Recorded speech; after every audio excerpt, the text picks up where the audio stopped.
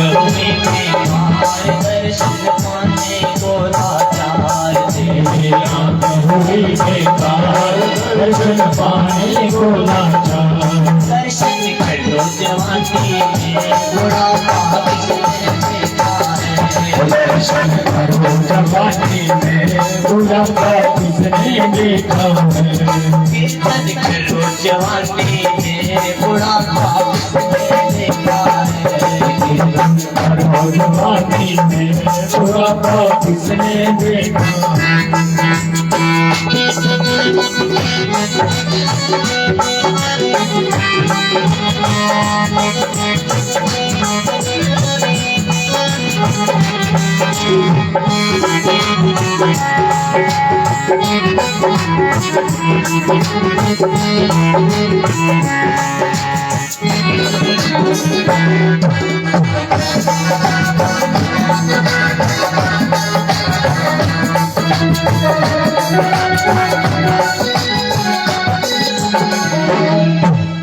मेरे कान हुए बेकार वरद सुनने को लाचार।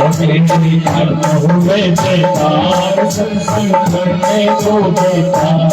मेरे कान हुए बेकार कीर्तन सुनने को लाचार। तेरे कान हुए बेकार कीर्तन सुनने को लाचार। कीर्तन सुनो जवानी में बुढ़ापा किसने देखा है। कीर्तन सुनो जवानी में बुढ़ापा किसने देखा है। कीर्तन करो जवानी में बुढ़ापा किसने देखा है। कीर्तन सुनो जवानी में बुढ़ापा किसने देखा है।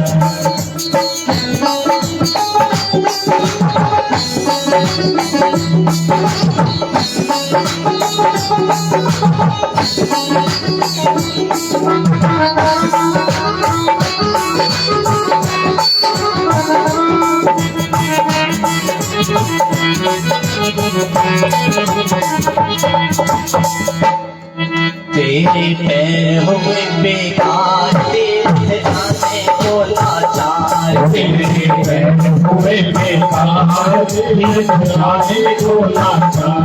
तेरे पैर हुए बेकार तीर्थ जाने को लाचार। तेरे पैर हुए बेकार तीर्थ जाने को लाचार।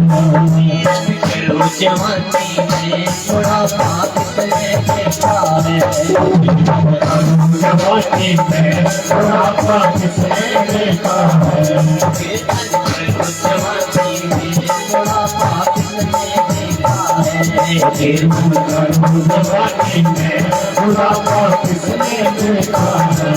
कीर्तन करो जवानी में बुढ़ापा किसने देखा है। कीर्तन करो जवानी में बुढ़ापा किसने देखा है। बोले वाकी लाल की जय।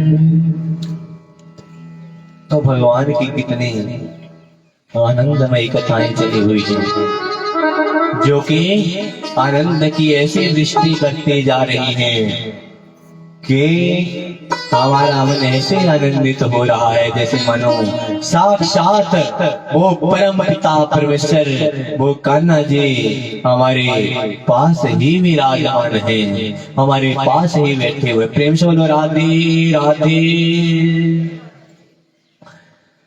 तो भगवान ने गोवर्धन की पूजा की, उत्सव मनाया गया, अनेकों प्रकार से 56 भोग लगाए गए और इंद्र को 4 श्लोकों में स्तुति करने पर क्षमादान कर दिया गया, क्योंकि आज इंद्र की वजह से 7 दिनों तक भक्त भगवान के साथ इकट्ठे रहे। लेकिन ब्रह्मा जी ने 40 श्लोकों में स्तुति की, लेकिन उसके उपरांत भी क्षमादान नहीं मिला। इसलिए भगवान के भक्तों को कभी भी भगवान से अलग करने का महापाप नहीं करना चाहिए। भक्त जो है भगवान को बहुत प्रिय है, इसलिए तो बोलते हैं भगत के बस में है भगवान, भगत के वश में है, भगत के वश में है भगवान, भगत के वश में है भगवान। भगत नहीं तो कुछ भी नहीं है, भगत नहीं तो कुछ भी नहीं, भगत है इनके जान, भगत के वश में है भगवान, भगत के वश में है भगवान। इसलिए अगर कोई भक्तों को भगवान से दूर करने की कोशिश करता है तो समझ लेना महापाप करता है। इसलिए अगर कोई सद्मार्ग पर जा रहा हो, भगवान के निकट जा रहा हो, किसी की प्रीति भगवान के प्रति बढ़ रही हो तो उसे सहारा देना चाहिए, पीछे नहीं हटाना चाहिए, क्योंकि पीछे हटाओगे तो फिर महापाप लगेगा। बांके हरिलाल के एकादश्यां निराहारः समभक्ष्य जनार्दन स्नातुं नन्दस्तु कालिन्द्या द्वादश्यां जन्माविशत। बोले बांके हरिलाल की। एक बार नंद जी ने एकादशी का, कार्तिक शुक्ल पक्ष की एकादशी का व्रत किया। आज भी एकादशी ही है और 26 एकादशियों के बारे में आपको पूर्व वृत्तांत में बताया था कि 26 एकादशी आती हैं, उनके बारे में विस्तार से बतला दिया गया था। आज कार्तिक शुक्ल पक्ष की एकादशी का नंद जी ने व्रत किया और दिन में व्रत किया और शाम को रात को द्वादशी प्रारंभ हो गई। तो रात को ही नंद जी जल के बीच में प्रवेश कर गए कि मैं जल में स्नान करूंगा। और जैसे ही जल में प्रवेश किया, स्नान करने लगे कि जो वरुण जी के सेवक थे उन्होंने नंद जी को पकड़ा और वरुण लोक में दे दिए। के जैसे एक मुखिया के बिना घर नहीं होता, एक मुखिया नहीं तो घर परिवार शून्य लगता है, क्योंकि मुखिया मुख तो चाहिए खान पान को, एक पाले पोषे सकल अंग बुद्धि सहित विवेक। बोले बांके बिहारी लाल की। वह मुखिया कैसा होना चाहिए? मुखिया ऐसा हो जो मुख की तरह हो, क्योंकि मुख से जो कुछ भी खाओ वो हाथ को भी पैसे ही पावर देगा, बाजुओं को भी, पेट को भी, जंघाओं को भी, पूरे शरीर का पालन पोषण करता है। घर का जो मुखिया है वो भी वैसा ही होना चाहिए, माँ के साथ, पिता के साथ वैसा ही व्यवहार होना चाहिए, पत्नी के साथ एक समान भाव होना चाहिए, बच्चों के साथ सब उसके लिए एक समान होने चाहिए, ऐसे मुखिया हो। तो जो नंद थे वो सबके साथ ऐसा ही व्यवहार करते थे, एक समान व्यवहार करते थे। अब जब नंद जी मिल नहीं रहे थे तो सभी परेशान हो गए। हाय बाबा जी कहाँ गए, बाबा जी कहाँ गए, बाबा जी को ढूंढो।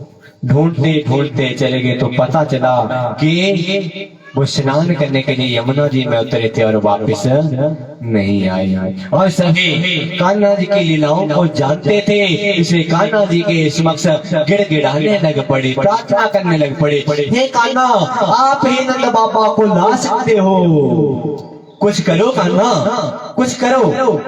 बाबा जी कहाँ चले गए? और सबका मनोरथ जान करके और कान्हा जी भी स्वयं चाहते थे कि बाबा जी आए, क्योंकि पिता के बिना पुत्र भी नहीं रह सकता। कान्हा जी जल के बीच में गए और अपने पिताजी को, नंद बाबा जी को खोजते हुए वरुण लोक में जाकर के पहुंच गए। जैसे ही वरुण लोक में जाकर के पहुंचे कि वहां पर वरुण देव जी ने जब उनको देखा तो बहुत प्रसन्न हुए। हे भगवान, मुझे आज लग रहा है कि मेरा जन्म और जीवन दोनों ही सफल हो गए, क्योंकि आपके जीवन के बिना तो मेरा जीवन अधूरा था। आपके दर्शन हुए तभी मेरा जन्म लेना भी सार्थक हुआ और मेरा जीवन भी सार्थक हुआ, क्योंकि आपकी कृपा के बिना कुछ भी संभव नहीं है। हे प्रभु, मेरे सेवक ने बहुत बड़ी गलती कर दी है, इसलिए उसकी तरफ से मैं क्षमा याचना मांगता हूँ, आप उसे क्षमा कर दीजिए। पर हे प्रभु, उसने गलती तो की, पर अगर वो ये गलती नहीं करता तो मुझे भी कैसे आपके दर्शन होते और इसी के कारण मुझे आपके दर्शन हुए। हे प्रभु, आज तो मेरा मन आनंदित हो गया, गदगद हो गया। प्रभु कृपा कर दो, उसको समाधान दे दो और हमारे ऊपर कृपा दृष्टि बना दो।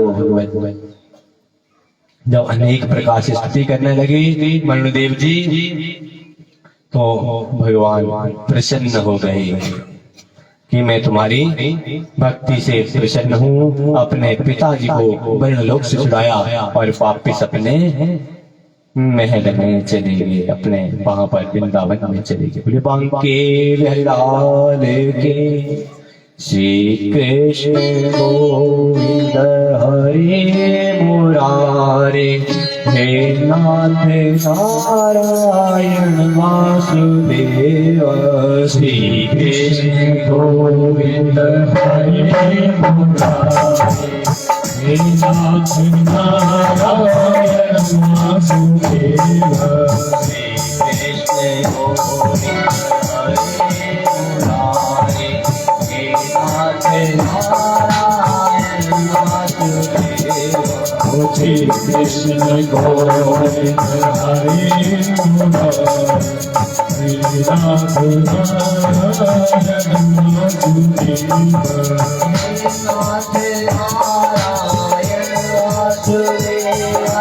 हे नाथ नारायण वासुदेव, हे नाथ नारायण वासुदेव, हे नाथ नारायण वासुदेव।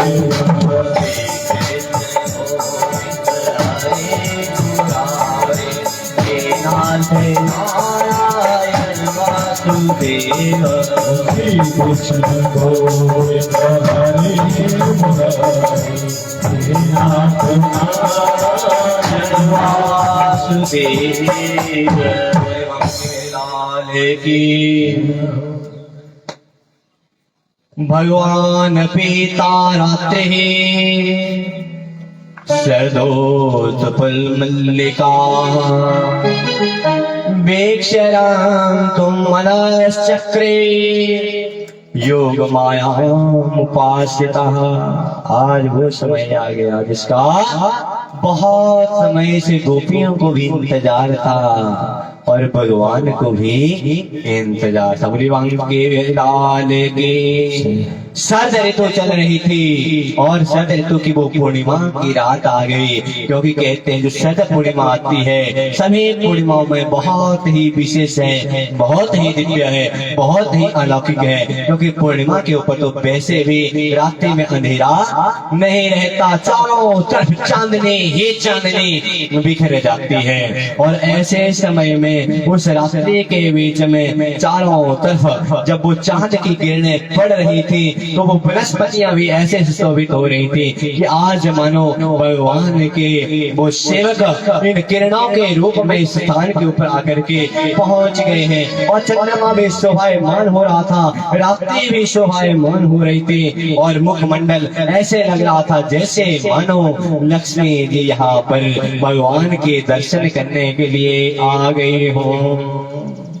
और ऐसी रात्रि के बीच में भगवान ने किया कि अपनी बंसी को बजाना प्रारंभ कर दिया। जैसे ही बंसी बजाने लगे, बंसी की धुन सुनाई देने लगी, तो जितनी भी गोपियां थी वो क्या करने लगी, बोले कृष्ण भगवान की। भगवान की बंसी की धुन ही इतनी मनमोहक है कि जिसके भी कान में पड़ जाती है वो उस धुन को सुने बिना नहीं रह पाता। आज जैसे ही गोपियों के कान में वो धुन पड़ी, गोपियां अपने घर के काम को छोड़ करके दौड़ने लगी, भागने लगी। और कोई उस समय गौओं को धो रही थी, दूध का दोहन कर रही थी, बाल्टी को वैसे ही गाय के नीचे छोड़ा और भाग चली। कोई भोजन बना रही थी, भोजन को वैसे ही छोड़ दिया, तवे के ऊपर रोटी है उसको वैसे ही छोड़ दिया और भाग चले। कई तो अपना श्रृंगार कर रही थी, एक आंख में अंजन लगा लिया था, दूसरे में अभी लगाना था, लेकिन वैसे ही चल पड़ी, कोई सुध नहीं। कोई भाव नहीं, किसी के बाल बिखरे हैं, कोई अच्छे अच्छे वस्त्रों को पहन चुकी है, कोई ऐसे ही घर के कार्यों में लगी हुई है। लेकिन जिसने भी वो कान्हा की धुन सुनी उनसे रहा रह गया और दौड़ती चली गई, भागते चली गई और भागते भागते जाकर के उस स्थान के ऊपर पहुंच गई। वृंदावन और बांके बिहारी लाल की जिस स्थान के ऊपर कान्हा जी बंसी बजाने वाले थे, बजा रहे थे, क्योंकि आज तो महाराज का समय आ चुका था। और जैसे वहां पर जाकर के पहुंचे, कान्हा जी को देखा और कान्हा जी को देख करके यह सोचते हैं कि यह कान्हा तो मेरा ही है। और कान्हा जी से प्रार्थना करने लग पड़ी। जैसे कान्हा से प्रार्थना की, कान्हा ने अपना अलग अलग रूप बना लिया और एक गोपी के साथ विरास रचाने लग पड़ी। बुरे बांके बिहारी लाल की।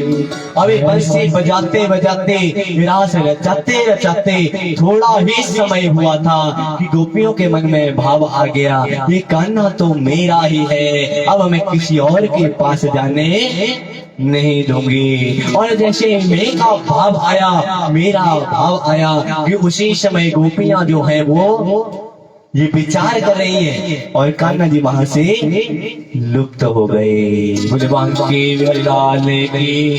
जैसे ही कान्हा जी वहां से अदृश्य हुए, गोपियां बेचैन हो गई। अरे वो कान्हा कहाँ चला गया? उस कान्हा के लिए उसकी धुन को सुन करके, बंसी की धुन को सुन करके हम सब दौड़े दौड़े यहाँ पर पहुंचे और वो कान्हा कहाँ चला गया? इधर उधर देखते हैं तो उन्हें चरण चिन्ह दिखाई पड़ते हैं। लगता है कान्हा जी इस तरफ गए हैं, राधा रानी भी वहां पर नहीं है। और सोचती हैं कि राधा रानी कान्हा जी को अपने साथ ले गई है। प्रेम से बोलो राधे राधे। उन चरण चिन्हों को देखते हुए वो भागने लगे, दौड़ने लगे, चिल्लाने लगे, आवाजें लगाने लगे और जाते जाते वृक्षों से पूछती हैं, लताओं से पूछती हैं, कलियों से पूछती हैं, क्या तुमने हमारे कान्हा को देखा है? अरे वो कान्हा बहुत छलिया है। कितने मधुर मुस्कान है, जब वो मुस्कुराता था ना तो कितना प्यारा लगता था। अरे कान्हा तुम कहाँ चले गए? हमारे पास आ जाओ, हम तुम्हें माखन देंगी कान्हा और तुम पर इल्जाम भी नहीं लगाएंगी। तुम जितना चाहो उतना माखन खा लेना, पर बस एक बार आ तो जाओ कान्हा। अरे वो चलिया कहाँ चला गया? हमें छल गया। वो माखन चुराता था, लीला करता था तो हमारा मन बेचैन हो उठता था। आज तो उसके बिना मन नहीं लगता। अरे वो कान्हा कहाँ चला गया? कलियों से पूछती हैं, उसकी वो लीलाएं बाल लीलाएं याद आती हैं कि कैसे वो चलता था तो चलते चलते गिर जाता था और जब गिरता था तो कितना प्यारा लगता था।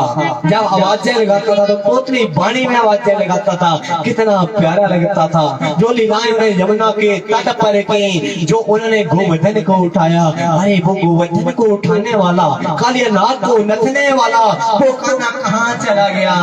अरे कान्हा तुम तो छल कर गए, बीच में ही हमें बुला करके इस संसार भव सागर में डुबो करके चले गए। तुमने हमारे साथ छल किया है कान्हा। अरे कान्हा जल्दी आओ। एक वन से दूसरे वन में जाते हैं, एक झाड़ी से दूसरी झाड़ी में जाकर के खोजते हैं, पेड़ से, पौधों से, लताओं से, बेलों से, कलियों से, भंवरों से, सबसे पूछते हैं, अरे कान्हा तुम कहाँ चले गए? पीपल के पेड़ से, बरगद से, बलराम भाई से, जो भी मिल जाता है सबसे पूछते हैं, अरे कान्हा जी कहाँ चले गए? तुलसी का पेड़ मिलता है, तुलसी से पूछते हैं, अरे देवी क्या तुमने कान्हा को देखा? अरे जल्दी बताओ ना, हम कान्हा के बिना नहीं रह सकते। प्यारी मालती मिलती है, मालती से पूछती हैं, लताओं से पूछती हैं, रसाल, प्यार, कटहल जो भी मिलता है सबसे पूछती हैं, गेंदे का पुष्प मिलता है, गुलाब का पुष्प मिलता है, सबसे प्रार्थना करते हैं कि अगर देखा है तो बताओ। और गोपियां प्रलाप करने लगती हैं, हाय वो पुतला को मारने वाला महाबलशाली कहाँ चला गया? वो मतवाली चाल चलने वाला वाला, मदमस्त हाथी की चाल चलने वाला कहाँ चला गया, वो राक्षसों को मारने वाला कहाँ चला गया। जगह जगह उनके चरण चिन्ह लगे हुए हैं और जगह जगह उन्होंने जो लीलाएं की हुई हैं, हम उनके बिना नहीं रह सकते। और फूट फूट कर रोने लगे पड़ी, हे कान्हा कृपा कर दो, आशीर्वाद दे दो, हे प्रभु अब तो बहुत समय हो गया आपको लीला किए हुए, आ जाओ भगवान आ जाओ। और फिर थक हार करके प्रार्थना करती है, क्या बोलती है, बोले बाल कृष्ण भगवान की जय हो। जयति तेधिकम् जन्म नाम जय, शयत इंदिरा ससदहि दैत दृश्यता दीक्षुता विका स्वैधितास्व त्वां विचिन्वते सर्वदासये साधु जात सरसिजोदर सेम सादृशा सुहृदनाथ ते सुलिखदासिका वर्त निघंतो नेह किंबध प्रणत देहिना पाप कर्षणम तृणचरानुगम सेनिकेतनम फणे फणार्पितम ते पदाभुजम वेणुकुचेश्वना गन्धेक्षयम् तव कथामृतं तप्तजीवनं कविभिरीडितं कल्मषापहं श्रवणमङ्गलं श्रीमदाततं भुवि गृह्णन्ति भूरिना जना लाल की। हाथ जोड़ के प्रार्थना करते, हे प्रभु आपकी लीला का, आपकी माया का पार नहीं पाया जा सकता। आप तो जगत के स्वामी हो भगवान, जगत के आधार हो। हम तो छोटे से जीव हैं प्रभु, आपके शरण में आए हैं। हम गोपियां हैं भगवान, यहाँ आपके साथ इसीलिए आए थे कि आपको प्राप्त कर सकें। फिर प्रभु आज आप हमें छोड़ करके चले गए, ऐसा क्यों किया प्रभु, हम आपके वियोग को सहन नहीं कर सकते। जब भी आपकी लीलाओं को सुनती हैं, जब भी आपकी कथाओं को सुनते हैं, हमारा हृदय जो है वो प्रफुल्लित उठता है और हम आपके बिना नहीं रह सकते। भगवान कृपा कर दो, आशीर्वाद दे दो। जब मन से भाव से गदगद पानी से गोपियां पुकारती हैं, तो जब भी भक्त सच्चे हृदय से सच्ची वाणी से भगवान को याद करते हैं, तो भगवान भी रह नहीं पाते और दौड़े दौड़े वहां पर चले जाते हैं। बोले वांकी लाल की जय हो। आज गोपियों ने जैसे ही प्रार्थना की, भगवान दौड़े दौड़े उस वाहन के ऊपर आकर के पहुंच गए, राधा संग आ गए और फिर वैसे ही रूप बना लिया। हर एक गोपी के साथ एक एक रूप में विराजमान है। पर इतने में क्या हुआ, इतने में शंकर जी को पता चल गया कि आज तो महाराज होने वाली है और मुझे भी वहां पर जाना है। क्यों? क्योंकि पार्वती ने कहा कि आज कान्हा जी रास करने वाले हैं और मैं वहां जा रही हूँ। जब पार्वती ने कहा, बोले वांके हरिलाल की, आनंद कंद भगवान की। बहुत दिव्य समय होता है, बहुत प्यारा समय होता है जब जब भक्त गण दौड़ करके यहाँ पर आ जाते हैं। हमारे बड़े भाई अनिल कुमार जी कथा में पधारे, आपका हार्दिक स्वागत एवं अभिनंदन। बोले वांके हरिलाल की। जैसे ही पता चला कि आज तो लीला हो रही है, आज तो रास रचाई जा रही है और आज हम वहां पर जाएंगे, जैसे ही पार्वती ने कहा तो शंकर जी कहते हैं कि मुझे भी उस रास में जाना है, मैं भी उस रास में जाऊंगा। माता कहती है पार्वती, अरे आप नहीं जा सकते, बोला क्यों नहीं जा सकता? बोला वहां पर तो केवल और केवल मात्र स्त्रियां ही जा सकती हैं। बोली वांकी बिहारी लाल की, वहां पर केवल स्त्रियों को ही अधिकार है, गोपियां ही वहां पर गई हुई हैं। और अगर आप वहां पर चले जाओगे तो रास में से निकाल दिए जाओगे। बोली वांकी बिहारी लाल की। तो भोले बाबा कहते हैं कि वहां पर इस तरह ही जा सकती है ना, कोई बात नहीं, अपनी साड़ी दे दो, मैं तुम्हारी साड़ी लगा करके ही चल पड़ूंगा, पर रास में जाऊंगा जरूर। मेरे आराध्य ने रास रचाई हुई है और मैं अपने आराध्य की रास में ना जाऊं, ये कैसे हो सकता है? और साड़ी लगा दी और साड़ी लगा करके चल पड़े। और क्या बोला कि वहां बोल देना मेरी सहेली आई है। इसलिए क्या बोला? एक दिन वो भोले भंडारी बन कर रज के नारी वृंदावन आ गए, वृंदावन आ गए,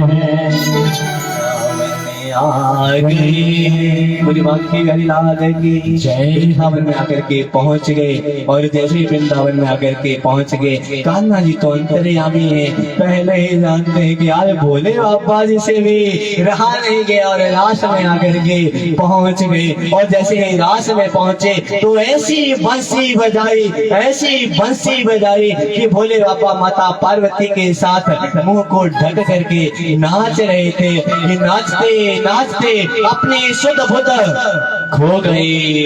और जैसे शुद्ध बुद्ध खोए तो फिर दुपट्टा नीचे गिर गया, जटाएं निकल गई और नागराज जी प्रकट हो गए और मदमस्त होकर के नाच रहे हैं। और कान्हा जी हंस रहे हैं, आए हाय आए तो कितना प्यारा दिवस है। और सभी गोपियां, सभी ग्वाले बस रास रचाने लग पड़े, नाचने लग पड़े। और नाचते नाचते क्या बोलते हैं? बोले वांके लाल के ओपन विचे दो महापैया मेरी राधे दे दिया मेरी वंसरिया।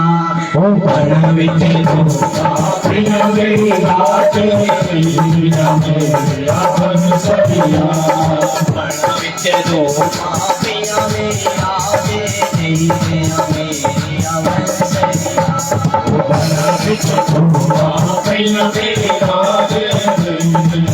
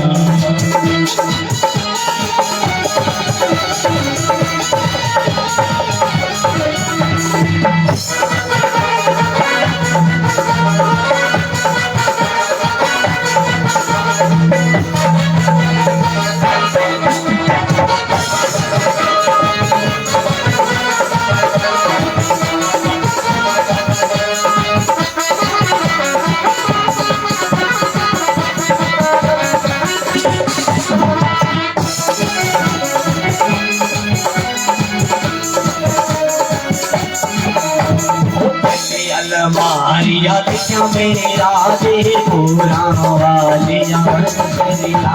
पहली अलमारिया देखा मेरी राधे पूरा वालिया बंसरिया। अलमारिया देखा मेरी राधे पूरा वालिया अलमारिया देखा मेरी राधे पूरा वालिया बंसरिया।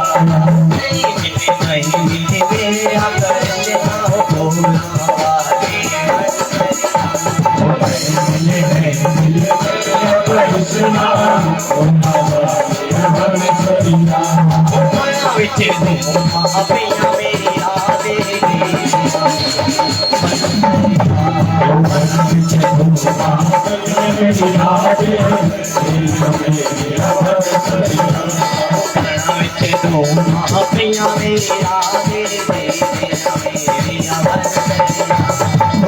बिच भूषा पिया मेरी यादें मेरी अवसरिया बिछोड़ी पता मेरे आकर्षणा तेरी जी तेरी अवसरिया बिछोड़ी पता मेरे आकर्षणा तेरी अवसरिया बिच भूखा पिया मेरी यादें मेरी अवसरिया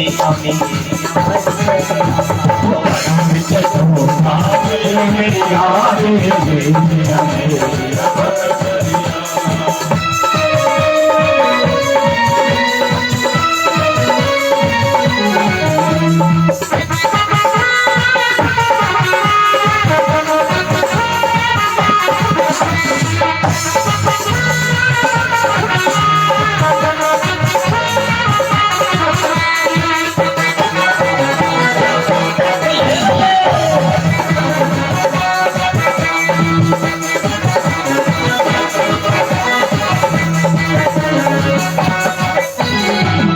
निराश वहीं पर नहीं रचाई जा रही है, निराश यहीं पर भी रचाई जा रही है, क्योंकि ये भी वृंदावन बन चुका है। अपने आप को गोपियां मान करके कान्हा के स्वरूप का ध्यान करते हुए मन में भाव ला के क्या बोलेंगे? ओ तुझी अलमारी याद क्या मेरी आदे भूला वाली तुझी अलमारी याद क्या मेरी आदे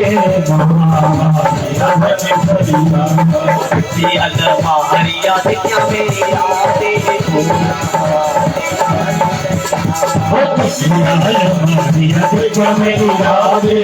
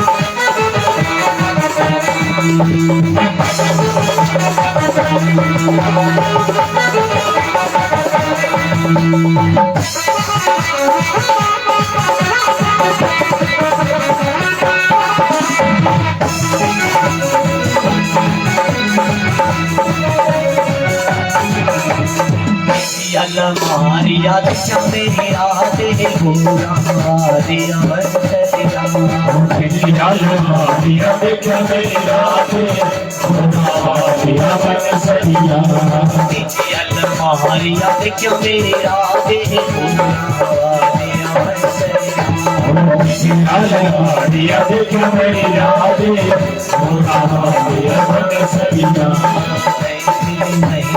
मेरे आकर्षणा हो भोला वाली मिली नहीं मिली मेरे आकर्षणा भोला वाली अवसरिया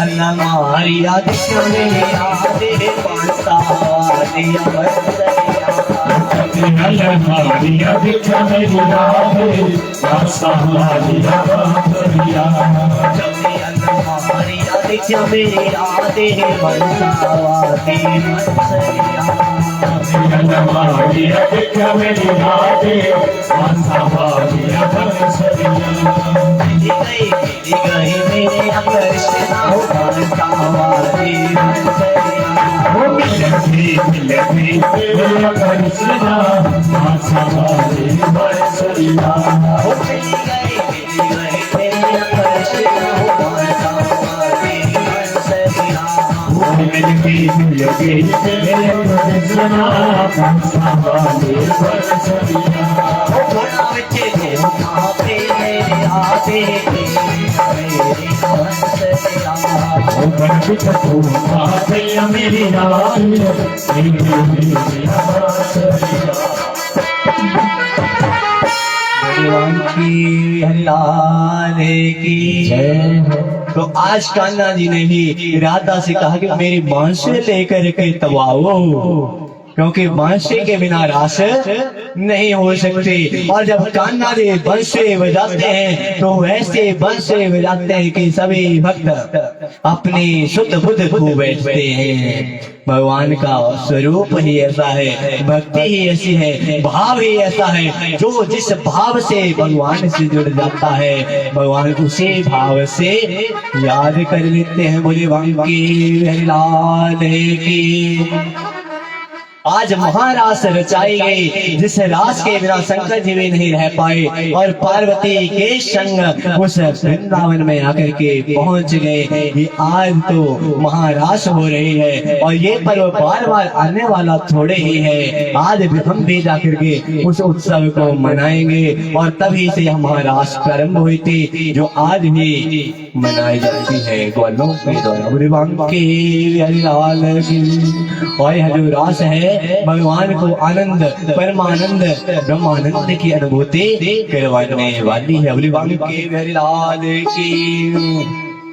इसलिए भगवान को बांसुरी बहुत प्रिय है और जब भगवान को बांसुरी मिल जाए तो समझ लेना सब कुछ ही मिल गया। बोले भगवान की हरिलाल की। महान रास हुई, महान उत्सव हुआ और महान रास रचा करके भगवान ने सबको आनंदित किया, सबको संतुष्ट किया और उसके उपरांत सभी अपने अपने घर को चले गए। भगवान की लाल की। अब आगे कथा आती है सुदर्शन और शंखचूड़, जिनका भगवान ने उद्धार किया था। बोला एक समय नंद बाबा जी गोपों सहित शिवरात्रि के महान अवसर के ऊपर गाड़ियों पर धन सवार करके, अपना सामान सवार करके अंबिका वन में जाकर के पहुंच गए और वहां पर जाकर के बहुत ही रमणीय स्थान को देख के भोजन सामग्री लेकर के, अपना सारा सामान लेकर के वहां पर जाकर भगवान की पूजा अर्चना वंदन करने लगे। स्नान किया और स्नान करके उन्होंने देवादिदेव भगवान शंकर का दर्शन किया, प्रार्थना की कि हे प्रभु हमारे ऊपर कृपा बना दीजिए, हमारे ऊपर आशीर्वाद बना दीजिए। अब उन्होंने व्रत रखा हुआ था और नंद सुनंद आदि उन्होंने भी व्रत रखा हुआ था, जिसके प्रभाव के कारण वो रात को वहीं पर सो गए। और जैसे ही वहां पर सोए तो एक अजगर आया और अजगर ने क्या किया, नंद जी को निकलने लग पड़ा। भगवान के लाल की। जैसे ही निकलने लगा वो जोर जोर से चिल्लाने लगे, भगवान को याद करने लगे। और जैसे भगवान को याद करने लगे भगवान ने देख लिया कि असुर आया हुआ है अजगर के रूप में और दौड़ करके किए और उसके शरीर के 2 भाग कर दिए। जैसे ही शरीर के 2 भाग किए तो उसके अंदर से एक विद्याधर सर्वांग सुंदर रूपवान शरीर लिए हुए एक ज्योति उत्पन्न हो गई और भगवान से प्रार्थना की कि हे प्रभु आपने मेरा आज उद्धार कर दिया। और बताया कि मैं पहले एक विद्याधर नाम का विद्याधर था और मेरा नाम था सुदर्शन।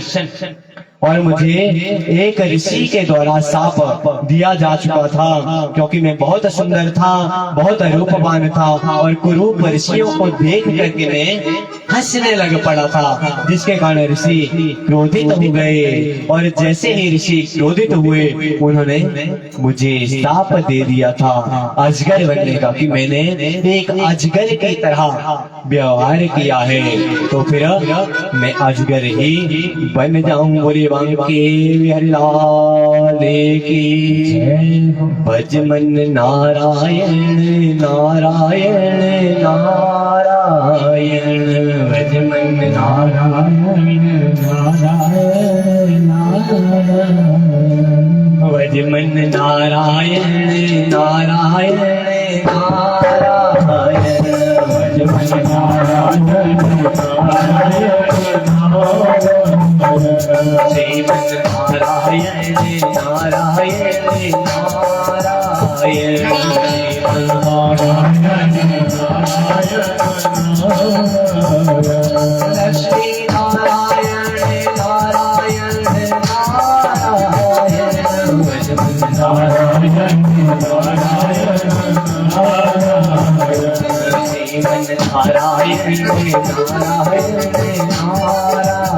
नारायण श्रीमन नारायण नारायण नारायण, श्रीमन नारायण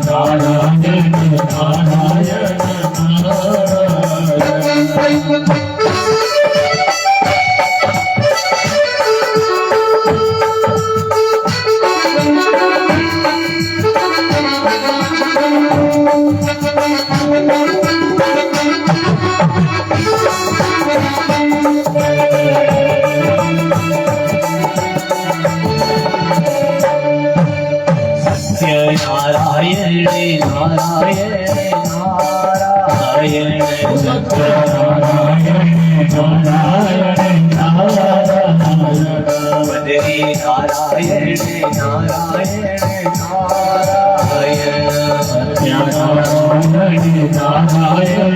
नारायण, लक्ष्मी नारायण नारायण नारायण, भज मन नारायण नारायण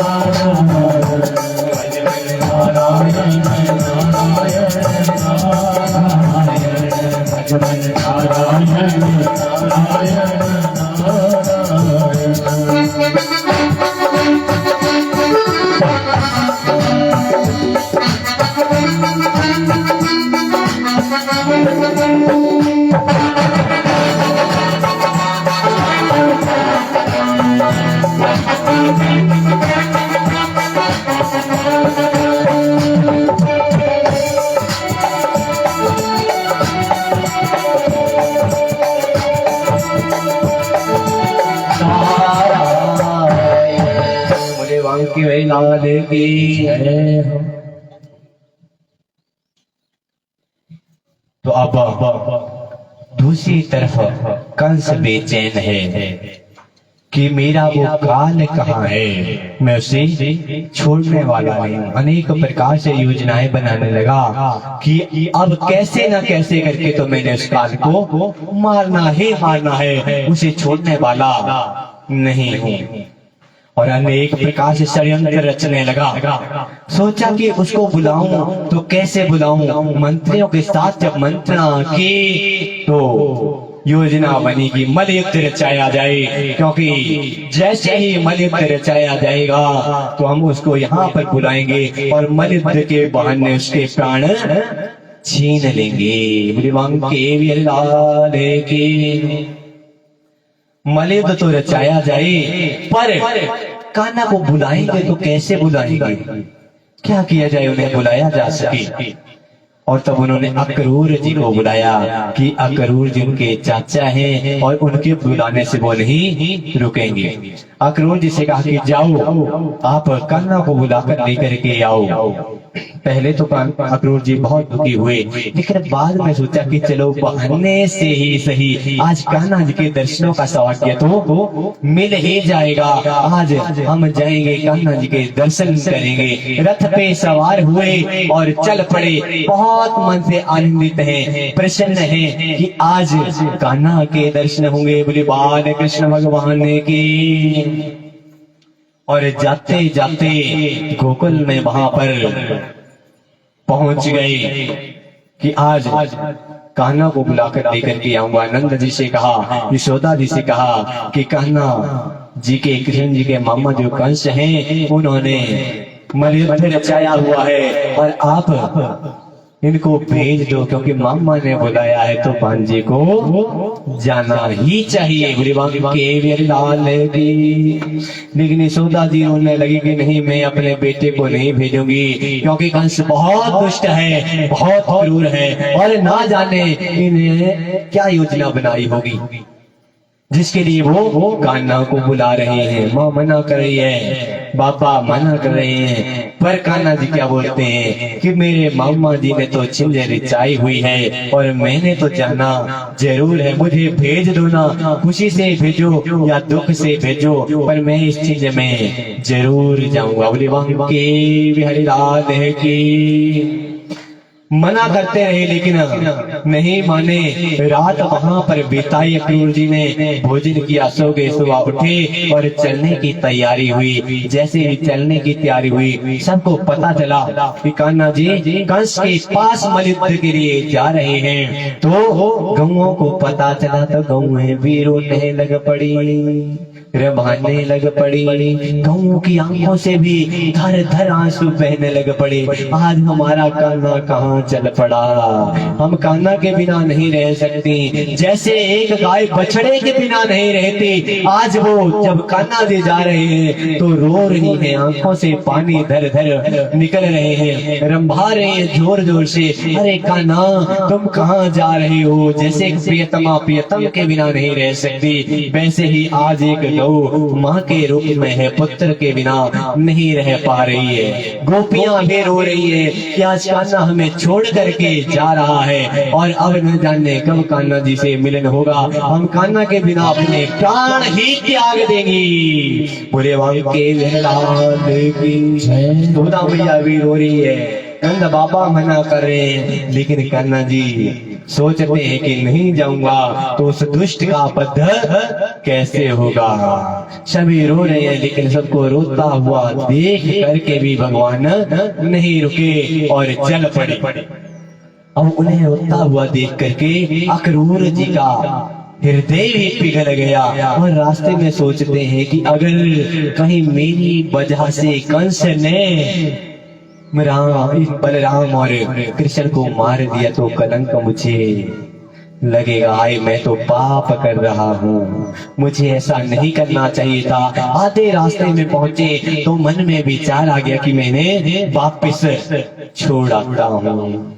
आधे रास्ते में पहुंचे, पास में यमुना जी थी। मन में विचार आया कि स्नान कर लेता हूँ पहले, और स्नान करने के लिए जैसे ही यमुना में उतरे तो क्या देखते हैं, जल के अंदर बैठे तो वही कान्हा जी बलराम जल के अंदर भी नजर आ गए और आश्चर्यचकित रह गए। अरे कान्हा जी तो बाहर थे, अंदर कैसे आ गए। जैसे ही खड़े हुए बाहर देखा तो बाहर भी कान्हा जी रथ के ऊपर विराजमान थे और हंस रहे थे। अंदर देखते तो अंदर भी कान्हा दिखते, बाहर देखते तो बाहर भी कान्हा दिखते, और थोड़ी देर के लिए आश्चर्यचकित हो गए और फिर बाद में समझ गए, अरे ये तो परम ब्रह्म है, कण कण में विराजमान है, जहाँ देखो वहीं पर ही नजर आ जाता है। बोली वाले कृष्ण भगवान की। आज सत्य की अनुभूति हो गई, ब्रह्म का ज्ञान हो गया। और जैसे ही ब्रह्म का ज्ञान हुआ, प्रसन्न हुए, आनंदित हुए, रथ पर बैठे और चल पड़े। अब नहीं, अब तो मुझे कंस के पास इनको लेकर के जाना ही है। और जैसे ही कंस के पास जा रहे थे, रथ रोका और रथ से उतर गए कि अब पैदल चलेंगे। पैदल चलते हुए रास्ते में एक धोबी मिल गया। धोबी से कहा, रे देखो हमारे वस्त्रों को देखो, ग्वालों के वस्त्रों को देखो, इनको धो दो। धोबी ने कहा, अरे मैं तुम्हारा नौकर थोड़े हूँ, मैं तो कंस का दास हूँ और कंस के ही वस्त्रों को धोता हूँ। जैसे इतने शब्द कहे, कान्हा जी को क्रोध आया और घुमा करके ऐसा थप्पड़ लगाया कि उसके प्राण वहीं पर निकल गए। बोले वांके बिहारी लाल की ये क्रोध आज का क्रोध नहीं था, ये तो पूर्व जन्म का क्रोध था जो पिछला अवतरण उन्होंने लिया था। क्योंकि जब राम अवतार में आए थे और जब वनवास काट करके अयोध्या में आ गए तो राम जी ने कहा कि जाओ मंत्रियों से देखो प्रजा में सब सुखी तो हैं। तो मंत्री घूमते हुए गए, एक घर में गए तो क्या देखा, वो अपनी पत्नी को पीट रहा था क्योंकि पत्नी बिना बुलाए ही मायके चली गई थी और कह रहा था कि मैं वो राम नहीं हूँ जिसकी पत्नी का हरण रावण ने कर लिया और उसके उपरांत ही उस राम ने सीता को अपना लिया।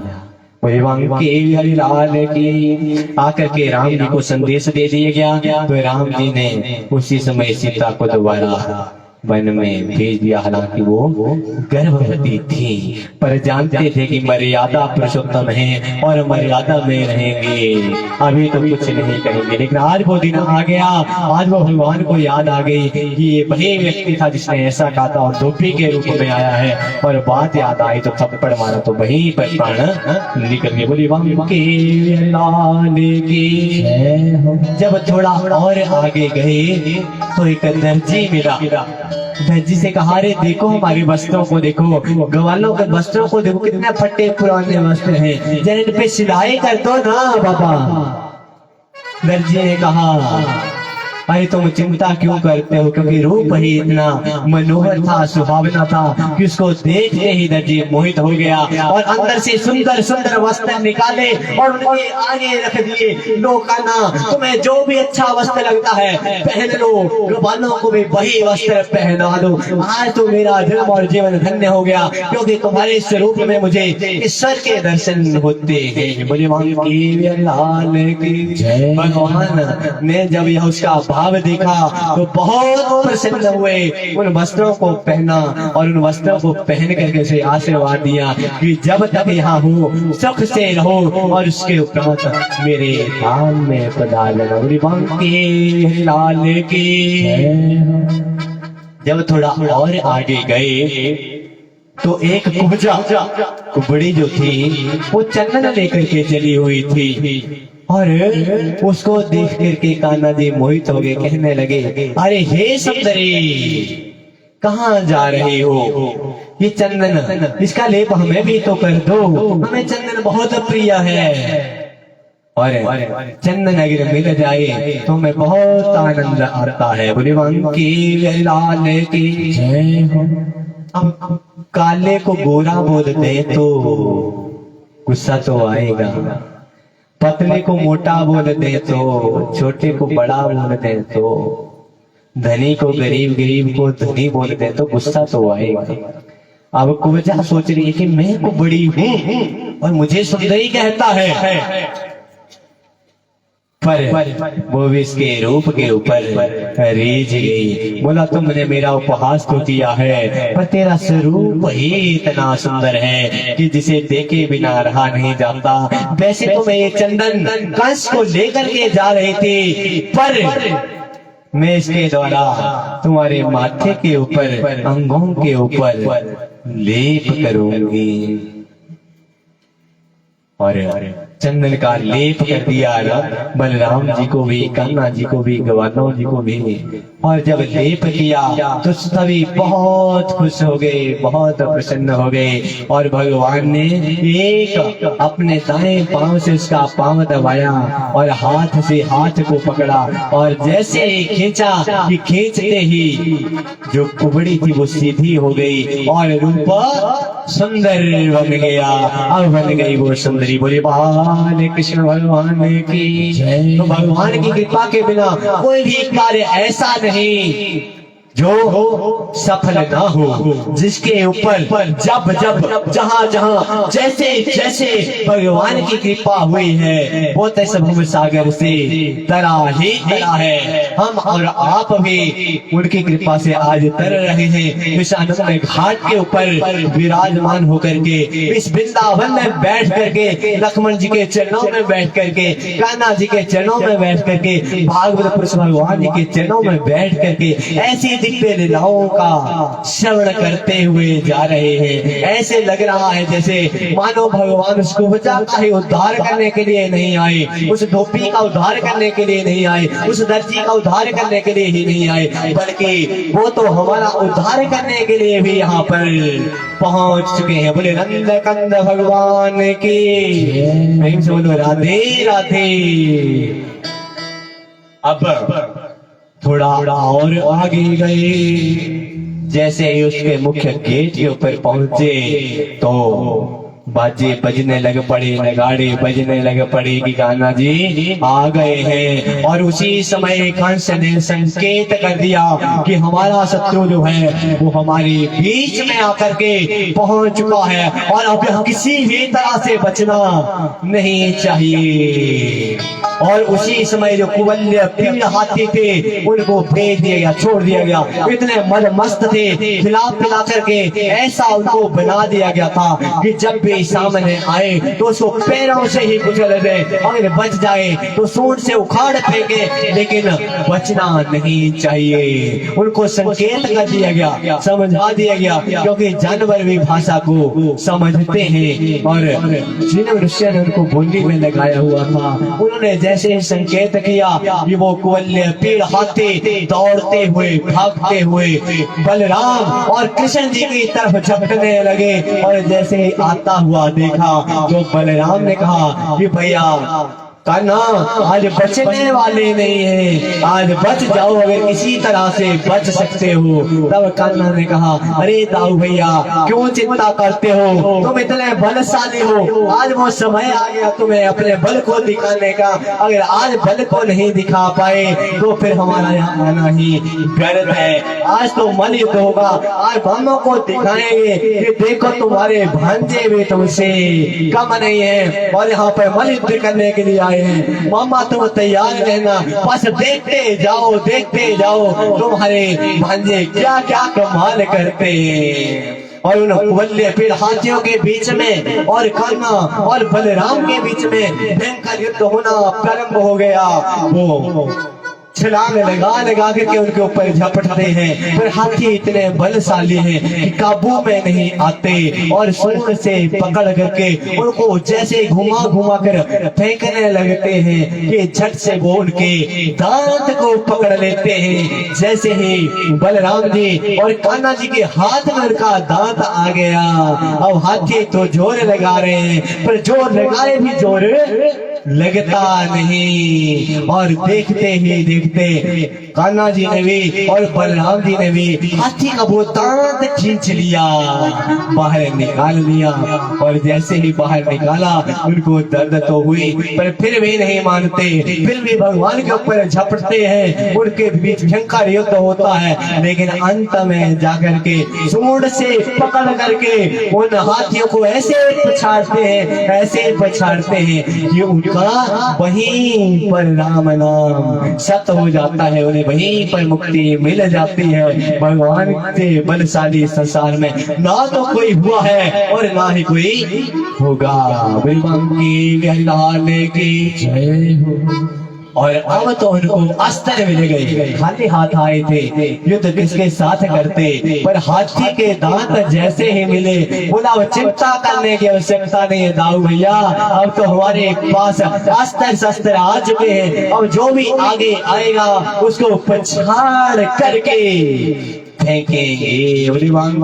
हरिलाल की। जैसे ही कंस को पता चला कि इन दोनों बालकों ने उन हाथियों को मार दिया है, बड़े बड़े दैत्यों को भेजने लगे, बड़े बड़े राक्षसों को भेजने लगे, बड़े बड़े असुरों को भेजने लगे कि आज ये हमारे पास आए हैं, और जब हमारे पास आए हैं तो बलशाली हम हैं, ये नहीं, इसलिए बचने नहीं चाहिए। उन राक्षसों के साथ घोर संग्राम होता है, मल युद्ध होता है, अनेक प्रकार से वो भगवान के ऊपर झपटते हैं, बलराम को मारने की कोशिश करते हैं, कान्हा को बलराम को मारने की कोशिश करते हैं, पर कभी बलराम जी, कभी कान्हा जी गिरते हैं, कभी असुर गिरते हैं, कभी असुर नीचे आ जाते हैं, कभी कान्हा बलराम जी नीचे आ जाते हैं। घंटों तक युद्ध चलता रहता है, ना तो असुर जीत पाते हैं न कान्हा बलराम जीत पाते हैं। फिर भगवान सोचते हैं कि अब तो लीला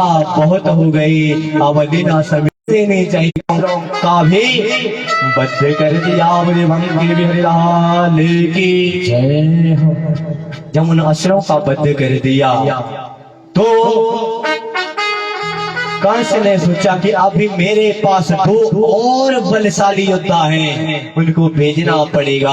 और उसी समय उन्होंने, कंस ने चाणूर और मुष्टिक, दो बड़े बड़े असुरों को भेजा कि जाओ, अब तुम ही मेरे पास अंतिम हथियार हो, जाओ इनका वध कर दो। और वो भी झपटते हुए गए, कान्हा जी के ऊपर, बलराम के ऊपर झपटे और उनको ऐसे दबा लिया जैसे मानो हाथ में एक छोटी सी मक्खी को पकड़ा हो, और जोर जोर से हंसने लगे। अरे तुम यहाँ कहाँ फंस गए आकर के, अगर वहीं रहते तो कुछ समय और जी लेते, पर अब तो तुम हमारे पास आ चुके हो और अब हम तुम्हें छोड़ने वाले नहीं है। बोले बांके बिहारी लाल की। एक मक्खी की तरह मसलने की कोशिश करते हैं, पर कान्हा जी बहुत तेज है और उसके हाथ से छूट जाते हैं, बलराम भी छूट जाते हैं। दोनों के बीच में फिर वैसे ही मल युद्ध चल पड़ता है, अनेक प्रकार से युद्ध होता है। और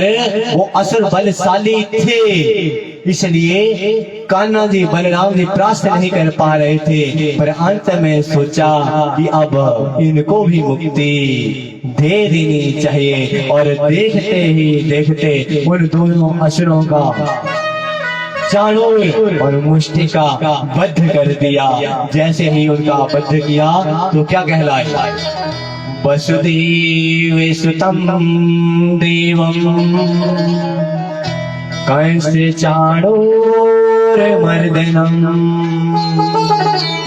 देव के परमानंदम कृष्णं वंदे जगद्गुरुम। मुनि इन दोनों का तो वध कर दिया, अब शेष रह गया कौन, कंस मामा। अरे मामा बहुत समय से इंतजार कर रहे थे, अनेकों बार हमसे मिलना चाहते थे, पर जब समय ही नहीं आया था तो फिर हम तुम्हारे पास कैसे पहुंच सकते थे। अरे मामा चिंता मत कर, तुमने मद युद्ध रचाया है ना, तो हमने तो मामा के मद युद्ध में आना ही आना था। देख मामा, आज तुम्हारे भांजे तुम्हारे पास आकर के पहुंच चुके हैं और बहुत सारे भेंटे हैं जो हमने आपको उपहार स्वरूप भेंट भी कर दी है। अब मामा अगर कुछ और से रह गया है तो बता दे, अभी भी समय है, नहीं तो तुम पछताओगे। मुझे बांके लाल की। हंस ने जैसे ही सुना अपने सिंहासन से उठ गया, आग बबूला हो गया और वहीं से छलांग लगाई और मल युद्ध में कृष्ण और बलराम के पास पहुंच गया।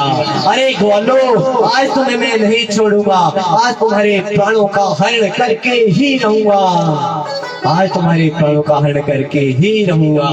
और उस अखाड़े के बीच में वो कंस कृष्ण और बलराम से मल्लयुद्ध करने लग पड़े। बहुत शक्तिशाली थे, असुरों के भी राजा थे, तो बल तो कम नहीं होगा, छल कपट भी कम नहीं होगा। इन्हें सोचते हैं साम दाम दंड भेद, जैसे भी हो इन बालकों के प्राणों का हरण करना है। आकाशवाणी ने कहा है कि ये मेरे काल हैं, पर आज मैं इनका काल बन जाऊंगा, आज इन्हें छोड़ने वाला नहीं हूँ। मलयुद्ध चलने लग पड़ा। अखाड़े के बीच में वो कान्हा जी को बलराम जी को पछाड़ पछाड़ कर मारने लगे। भगवान लीला कर रहे हैं, वरना भगवान को ऐसे कौन पछाड़ सकता है। पर सोचा चलो तेरे भी मन की इच्छा है मामा, थोड़ी सी इसको भी पूरी कर दे, फिर तेरे को दिखाएंगे कि बल क्या होता है। थोड़ी देर हुई, मामा को देगी शक्ति की कर ले जो करना है। पर जब मामा थक गया तो मामा से पूछा कि मामा जी अभी कुछ बाकी बचता है, कोई इच्छा है या फिर अब हम अपना काम करें। अब तो मुकुटा भी गिर चुका था मलयुद्ध में और क्रोध से आंखें लाल भी हो चुकी थी। अब कान्हा जी बलराम जी झपट पड़े और कंस के ऊपर वार करने लगे। अब कान्हा जी बलराम जी जैसे ही वार करते कि वो सब मलयुद्ध में अखाड़े के बीच में गिरते, मिट्टी से सारा शरीर रंग गया।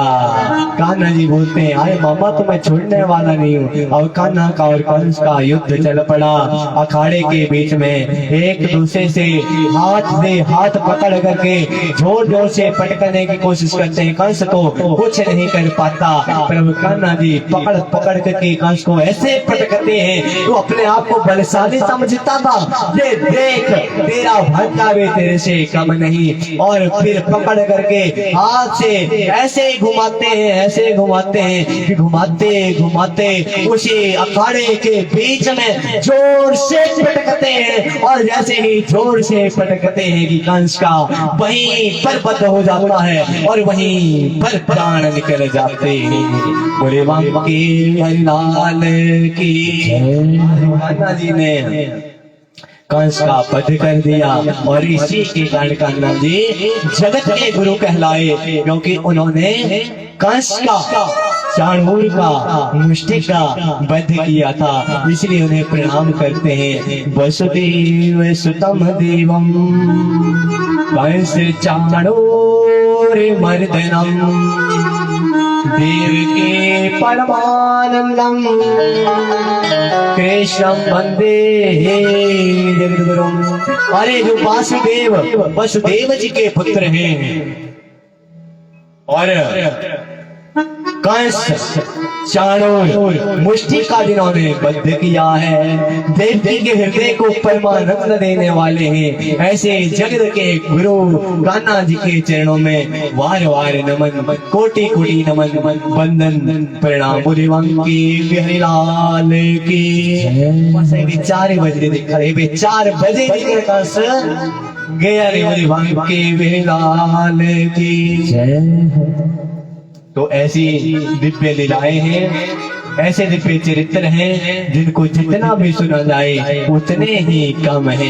तो कथा सुनते सुनते आज कैसे 6 दिन बीत गए पता ही नहीं चला, क्योंकि ये आपका भाव था, आपका प्रेम था, आपके स्वरूप में राधा रानी के और कान्हा जी के दर्शन होते थे, जिसके कारण हमें ऐसा लगता था हम तो वृंदावन में ही बैठे हुए हैं और कान्हा जी के राधा रानी के ही दर्शन कर रहे हैं। ऐसे दिव्य रूप से रूप के हमें दर्शन हो रहे थे और इन कथाओं को लीलाओं को सुनते सुनते आज 6 दिन बीत गए। बहुत ही आनंद का समय है, बहुत ही आनंद की बेला है। तो आज की पुण्यमयी कथा हम ठाकुर जी के चरणों में अर्पित करते हैं और प्रार्थना करते हैं कि हे प्रभु, जो भी भक्तगण आपके चरणों में बैठ कर की कथा सुन रहे हो या फिर किसी और माध्यम से जो भी भक्तगण हमारे साथ जुड़े हुए हैं और कथा सुन रहे हैं, आप इन बैठे हुए भक्तों का भी कल्याण करना और जो कथा को सुन रहे हैं उन सब के ऊपर भी कृपा दृष्टि बनाए रखना,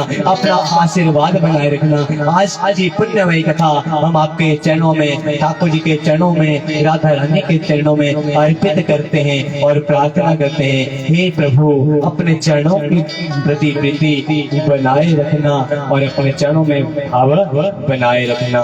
मेरा मुझ में कुछ नहीं, जो कुछ है सो तेरा, तेरा तुझको सौंप दिया, क्या लागे मन मेरा। आए हैं तो जाएंगे राजा रंग फकीरा, एक सिंहासन चढ़ी चले, एक बंधे जंजीर। बोले मांग की लाने की। और इसी के साथ प्रार्थना करते हुए क्या बोलेंगे, हो सभी का भलाई करो कामना, हो सभी का भलाई करूँगा, सभी का भलाई करो कामना, सभी का भलाई करूँगा। मेरे होने न पाए कोई भावना, मेरे लेना देना नहीं है कुछ तकरार में, देना देना नहीं जीवन संगीत है बस गाते चलो, जीवन संकेत है गाते रहो मुस्कुराते रहो, गुनगुनाते रहो मुस्कुराते रहो। सभी का भलाई करो कामना, सभी का भलाई करो सभी का भलाई करो कामना, सभी का भलाई करो। सर्वे भवन्तु सुखिनः, सर्वे सन्तु निरामयाः, सर्वे भद्राणि पश्यन्तु मा कश्चित् दुःखभाग् भवेत्। बोले वाल्मीकि विलास की। तो आज 6 दिन हो गए, कल अंतिम दिवस है और कल भी हमने ये कथा सुननी है।